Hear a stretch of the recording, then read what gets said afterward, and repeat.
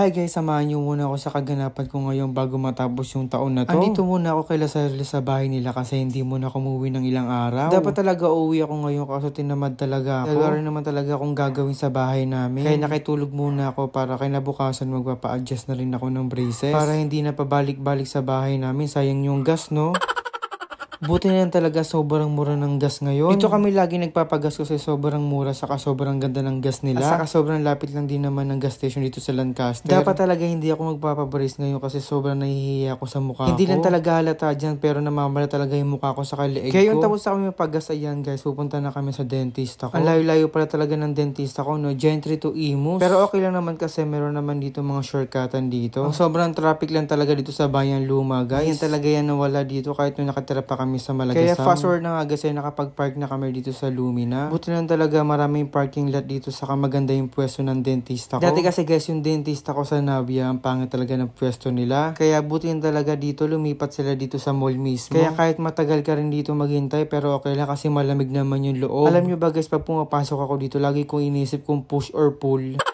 Kaya sabi ko sana may pumasok para makita ko kung ano yung gagawin niya.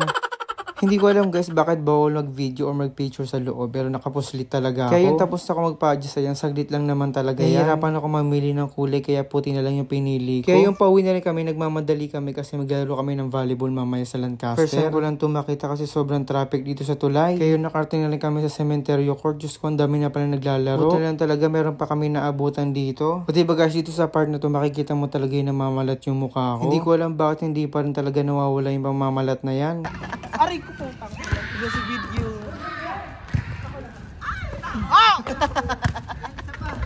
Kaya marami-rami ngayon naglalaro ngayon, kaya 3 teams muna yung ginawa nila. Pagkatapos nila guys, maglalaro na ako dito. Buti lang talaga nakasingit pa ako kahit papano. Hindi ako makakapag-video dyan guys na naglalaro ko kasi wala naman taga-video. Ang ganda para mag-video dito pag open court, pag naka 0.5. Nakadalawang laro lang kami dito guys kasi sobrang bilis talaga ng oras. Sobrang late na rin kasi kami nakapunta dito. Pero okay lang kasi araw-araw naman talaga may laro dito. Di pa ako nakakalaro sa mismong court talaga kasi sobrang traffic talaga ngayon. Next year na talaga ako babawi maglaro kasi ayoko talaga ng traffic. Kaya dito muna ako maglalaro dito sa malapit sa amin. Yung tapos ako maligo sa ako kumain ng tinapay. Ayan guys, nag-aaya pala si Roldan ng kape. Siyempre hindi tatatanggi dyan, no? Cheche, ito na dita. Dita. Ay, papansin. Ngayon ko lang talaga na-realize pag tinatawag mo yung isang aso may nakiselos na isa. Kaya minsan napapaisip ako, gusto ko rin magka-aso talaga. Para kapag pagod ka may lalapit sa'yo, di ba? Nakakula ng pagod yun. At na guys, maya-maya dumating na rin si Roldan. Ayan, Diyos ko, meron pa siyang dalang kisses. Buti lang talaga, sobrang nakikrave talaga ako ngayon sa mga chocolate. Saktong-sakto talaga, meron dala si bakla ng kisses. Pero hindi niya binigay sa akin yan, kinuha ko lang talaga.